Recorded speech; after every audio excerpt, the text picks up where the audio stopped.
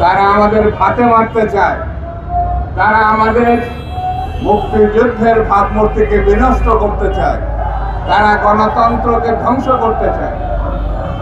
এই যাদের চরিত্র, তাদের সঙ্গে আমাদের চলা কতটাই যে কঠিন, কতটাই যে ভয়ঙ্কর, এটা ব্যাখ্যা করার অবকাশ নয়। আমাদেরকে ঐক্যবদ্ধ থাকতে হবে। একমাত্র এই দক্ষিণ পূর্ব এশিয়ায় বাংলাদেশ এবং বাংলাদেশি মানুষ কারোর কখনো বর্ষতা স্বীকার করেনি, না ব্রিটিশ ভারতের, না পাকিস্তানের, না ফ্যাসিবাদের কোনো ক্রীড়কে।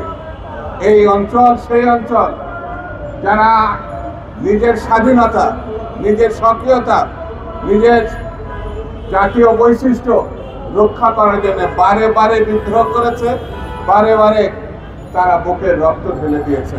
সর্বশেষ ৭১-এর মুক্তিযুদ্ধে সশস্ত্র যুদ্ধের মধ্যে তারা স্বাধীনতা অর্জন।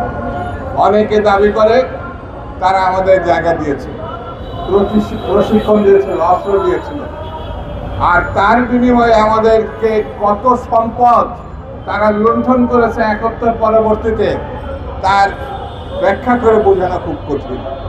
এত সম্পদ স্বাধীনতা পরবর্তী সময় ট্রাকে ভরে মেয়ের, তার যন্ত্রাংশ, তার সম্পদ, খাবার দাবার, যে সময় আমাদের খুব বেশি প্রয়োজন ছিল, তখন বর্ডারের ক্রস করে তারা নিয়ে চলে গেছে।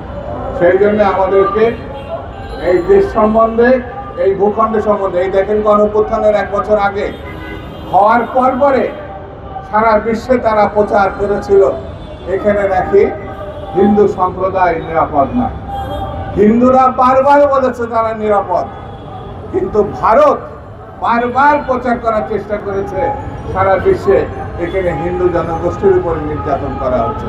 কিন্তু এক বছরের মধ্যে এটা প্রমাণিত হয়েছে এই দেশের মানুষ, হিন্দু, মুসলিম, বৌদ্ধ, খ্রিস্টান, সবাই শত শত হাজার হাজার বছর থেকে পাশাপাশি বসবাস করছে। এই দেশের মানুষ সাম্প্রদায়িক না এবং কোনো অন্য সম্প্রদায়ের প্রতি বিদ্বেষ বা হিংস্রতা প্রকাশ করেনি। সম্প্রতি এতটাই বৈরী যা ভাষায় ব্যাখ্যা করা মুশকিল। যে বাংলাদেশের মানুষকে সেই দেশ বন্ধু হিসাবে মনে করে না, হাসিনা এবং আওয়ামী লীগ ছাড়া। হাসিনা এবং আওয়ামী লীগই তাদের বন্ধু। এই হাসিনা ফ্যাসিস্ট, গণহত্যাকারী, লুটেরা এবং জনরোষে, জনগণের গণঅভ্যুত্থানে সে পালিয়ে গেছে, যার বিচার চলছে, বিচার হবে, তাকে আশ্রয় দিছে পার্শ্ববর্তী দেশ ভারত।